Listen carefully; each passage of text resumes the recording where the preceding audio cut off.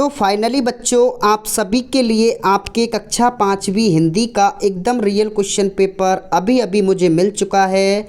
आपके राजस्थान बोर्ड परीक्षा 2025 का, जो कि आपके एग्ज़ाम में आपको कल 100% छपने वाला है। तो जल्दी से इसके सभी क्वेश्चंस को देख लीजिए। सभी क्वेश्चंस के आंसर मैं आपको बता रहा हूं, तो जल्दी से सभी क्वेश्चंस को अपनी कॉपी पर नोट कर लीजिए। क्वेश्चन पेपर कभी भी चैनल से डिलीट हो सकता है, तो इसके बाद आपको ये क्वेश्चन पेपर नहीं मिलेगा। सभी को शेयर कर देना, और सभी सब्जेक्ट के पेपर आपको इस चैनल पर मिलने वाले हैं, तो चैनल को सब्सक्राइब कर लेना। और जो चैनल को सब्सक्राइब करेगा उसी को नेक्स्ट पेपर प्रोवाइड किया जाएगा। तो चैनल को सब्सक्राइब जरूर कर लेना और वीडियो को लाइक कर देना। तो चलिए स्टार्ट करते हैं। सबसे पहले क्वेश्चन आपको दिया गया है, जिसमें आपको गद्य पार्ट दिया गया है, जिसमें पहला क्वेश्चन आपको दिया है सदाचार का अर्थ क्या होता है। तो सदाचार का मतलब होता है सद प्लस आचार, यानी अच्छा व्यवहार। तो ऑप्शन बी इसका राइट आंसर हो जाएगा। इसके बाद आपका नेक्स्ट क्वेश्चन दिया है भारतीय स्त्रियों में कौन सा गुण पाया जाता है। तो जो भारतीय स्त्रियां होती हैं उनमें ममता का, लज्जा का, सेवा का आदि गुण पाया जाता है। तो उपरोक्त सभी डी इसका राइट आंसर हो जाएगा। इसके बाद नेक्स्ट क्वेश्चन की ओर बढ़ते हैं। नेक्स्ट क्वेश्चन है आपका स्वर्ण नगरी के नाम से किसको जाना जाता है। तो स्वर्ण नगरी के नाम से जैसलमेर को जाना जाता है। तो ऑप्शन द इसका एकदम करेक्ट आंसर हो जाएगा। अभी तक आपने चैनल को सब्सक्राइब नहीं किया है तो चैनल को सब्सक्राइब कर लीजिए और वीडियो को लाइक कर देना। इसके बाद नेक्स्ट क्वेश्चन है, जो वीडियो को लाइक करेगा उसी को क्वेश्चन पेपर प्रोवाइड किया जाएगा। तो चलिए यहाँ पे नेक्स्ट क्वेश्चन की ओर बढ़ते हैं। देशी रियासत का एकीकरण किसने किया था। तो देशी रियासत का एकीकरण सरदार वल्लभ भाई पटेल, ऑप्शन आ इसका राइट आंसर हो जाएगा। आगे बढ़ते हैं। नेक्स्ट क्वेश्चन आपको दिया है मतदान की न्यूनतम आयु क्या होती है। तो वोट डालने की जो न्यूनतम आयु है वो 18 वर्ष होती है। तो इसमें सी ऑप्शन, सा ऑप्शन इसका एकदम करेक्ट आंसर हो जाएगा। अगला क्वेश्चन है बालक ने अंतिम दिन चवन्नी क्यों कुएं में नहीं फेंकी थी। तो अंतिम दिन जो चवन्नी थी वो उसके मेहनत की कमाई की थी, इसलिए उसने कुएं में नहीं फेंकी थी, क्योंकि उसको पता चल गया था कि मेहनत से कमाया हुआ पैसा क्या होता है, बहुत ही ज़्यादा इम्पोर्टेंट होता है। इसके बाद नेक्स्ट है दानवों के कमरे से आवाज़ें क्यों आ रही थी। तो दानवों के कमरे से आवाज़ें क्यों आ रही थी, इसका आंसर मैं आपको बता देता हूँ। तो बच्चों, दानवों के कमरे से आवाज़ इसलिए आ रही थी क्योंकि दानव लड्डू पाने के लिए लड़ाई झगड़ा कर रहे थे, लड़ झगड़ रहे थे। तो इसका आंसर यही हो जाएगा। नेक्स्ट क्वेश्चन की बात करते हैं। तो बच्चों, अगला क्वेश्चन है आपका बालक ने अपने स्वप्न की बात पहले क्यों नहीं बताई थी। तो बालक ने अपने स्वप्न की बात पहले क्यों नहीं बताई थी, तो इसका आंसर मैं आपको बता देता हूँ। तो बच्चों, अगला क्वेश्चन का जो आंसर है वो यहाँ पे देख सकते हैं। बालक ने अपने स्वप्न की बात इसलिए नहीं बताई थी क्योंकि वह अपने दोस्तों को विश्वास नहीं तोड़ना चाहता था। वह अपने दोस्तों को अपना असली चेहरा नहीं दिखाना चाहता था। वह अपने दोस्तों को अपने बारे में झूठ नहीं बोलना चाहता था। वह अपने दोस्तों को अपने साथ खुश रखना चाहता था। तो ये इसका राइट आंसर हो जाएगा। इसके बाद नेक्स्ट क्वेश्चन की बात करते हैं। नेक्स्ट क्वेश्चन आपका दिया हुआ है। अगला है आपका क्वेश्चन 9वां, जिसमें आपको अपठित गद्यांश, ये गद्यांश दे रखा है आपका, जिसको पढ़कर आपके आंसर बताने हैं। तो देखिए पहला क्वेश्चन है, इसमें दोनों भाई अपने घर से क्या लेकर आए थे। तो दोनों भाई अपने घर से अपने अपने भोजन लेकर आए थे। तो इसका आंसर हो जाएगा भोजन को कितने भाग किए गए थे।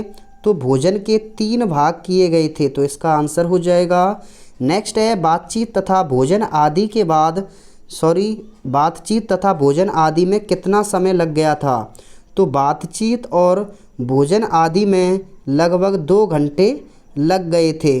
तो इसका जो आंसर है वो हो जाएगा। तो भोजन आदि में कितने समय लग गया था। तो इस प्रकार आपका यहाँ पे इस प्रकार ऊपर से बातचीत तथा भोजन आदि में लगभग 2 घंटे लग गए। तो यहाँ तक इसका आंसर हो जाएगा। अगला है समस्त कार्यवाही का उद्देश्य क्या था।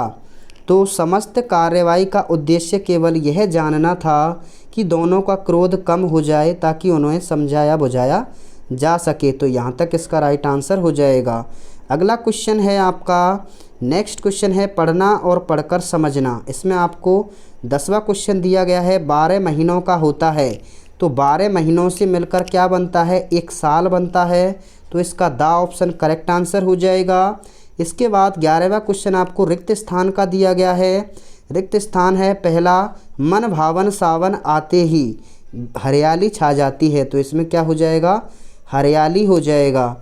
इसके बाद नेक्स्ट है लोकतंत्र की झांकी ले 26 जनवरी आती है। तो इसमें 26 जनवरी हो जाएगा। इसके बाद त्योहारों का देश हमारा हमको इससे प्यार है। तो इसमें प्यार हो जाएगा। अगला क्वेश्चन है आपको 12वां क्वेश्चन दिया गया है, जिसमें आपको सामने अर्थ वाले जो हैं उनको मिलान करना है। तो कुटुंब का मतलब होता है परिवार। तो पहले का ये हो जाएगा आपका परिवार से हो जाएगा। तो इसमें मैं नंबरिंग कर देता हूँ। तो ये पहले नंबर पर आ जाएगा परिवार। और तरुवर, तरुवर का मतलब होता है पेड़। तो ये दूसरे नंबर पर आ जाएगा। इसके बाद मिताई का मतलब होता है मित्रता।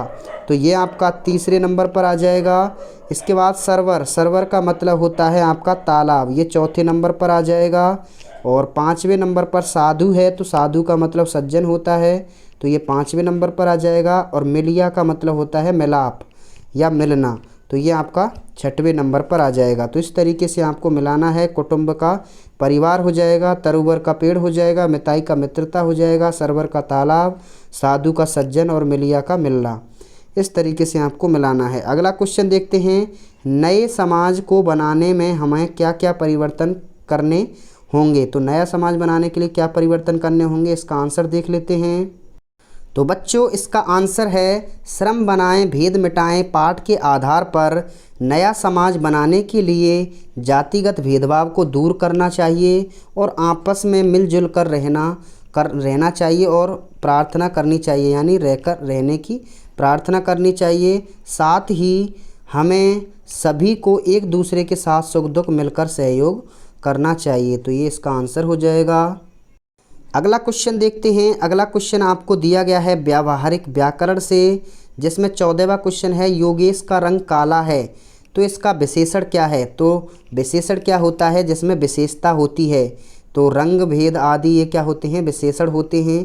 तो इसमें काला क्या हो जाएगा, विशेषण हो जाएगा। इसके बाद मुहावरों का प्रयोग करना है। 9-2-11 होना, यानी पुलिस को आते देख चोर 9-2-11 हो गए। तो पुलिस को आता देख चोर 9-2-11 हो गए। तो इस तरीके से आपको लिखना है, चोर 9-2-11 हो गए। आँख का तारा मतलब बहुत प्यारा, यानी मोहन अपनी दादी की आँखों का तारा है। मन मारना, यानी मन मारना का मतलब होता है त्याग करना या अपनी इच्छा को दबाना। तो राधा गुलाब जामुन खाना चाहती थी, लेकिन उसने अपना मन मार लिया। तो कैसे भी आप बना सकते हैं। इसके बाद नेक्स्ट है आ उपसर्ग लगाकर आपको 3 शब्द बनाने हैं। जैसे आपको अदृश्य लिख सकते हैं, अनीति कर सकते हैं, अनीति। और इसके बाद आप कर सकते हैं अचल भी कर सकते हैं। और इसके बाद आप कर सकते हैं अजय भी लिख सकते हैं। तो कोई भी 3 आपको लिखने हैं। इसके बाद अगला क्वेश्चन देखते हैं 17वां, जिसमें आपको बहुवचन बनाना है। तो किताब का क्या हो जाएगा, किताबें हो जाएगा। तो किताबें हो जाएगा। और लड़का का क्या हो जाएगा, लड़के हो जाएगा। इसके बाद बकरी का हो जाएगा बकरियाँ। तो बकरियाँ हो जाएगा। इस तरीके से आपको लिखना होगा, बकरियाँ। इस तरीके से आगे बढ़ते हैं। नेक्स्ट क्वेश्चन है आपका ता प्रत्यय से आपको 3 शब्द बनाने हैं।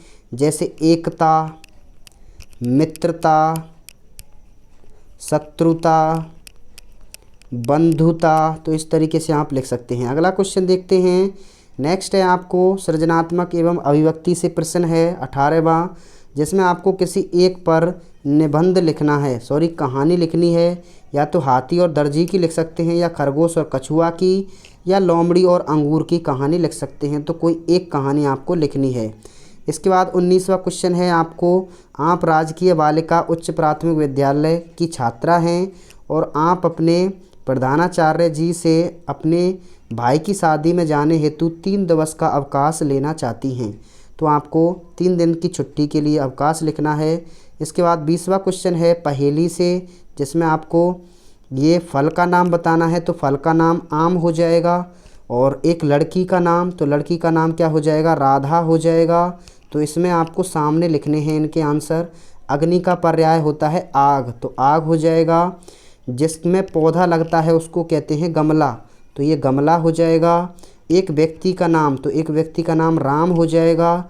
और फूलों का रस चूसने वाला क्या होता है, भौरा होता है। तो इस तरीके से इसका आंसर हो जाएगा। अगला है निम्न में से किसी एक पर निबंध लिखना है। तो मेरे लिए मोबाइल का उपयोग कर सकते हैं, या मेरा विद्यालय पर, या रक्षाबंधन पर आपको किसी एक पर निबंध लिखना है। अगला क्वेश्चन है आपका 22वां, जिसमें आपको 22वें का आ दे रखा है। सड़क पर चलते समय कौन कौन सी सावधानी रखनी चाहिए। 4 सावधानी बतानी है। और इसके बाद बा ऑप्शन है आपको अपने विद्यालय को सुंदर कैसे बनाना चाहिए। तो इसके आंसर दोनों के मैं बता देता हूँ। तो बच्चों, सड़क पर चलते समय कौन कौन सी सावधानियां रखनी चाहिए, इनको देख लीजिए।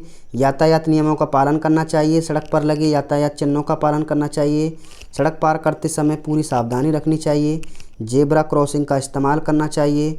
इसके अलावा सड़क पार करते समय पहले जहां से आप सड़क पार करने वाले हैं वहां रुक जाएं, सड़क के दोनों ओर देखें और सुनें।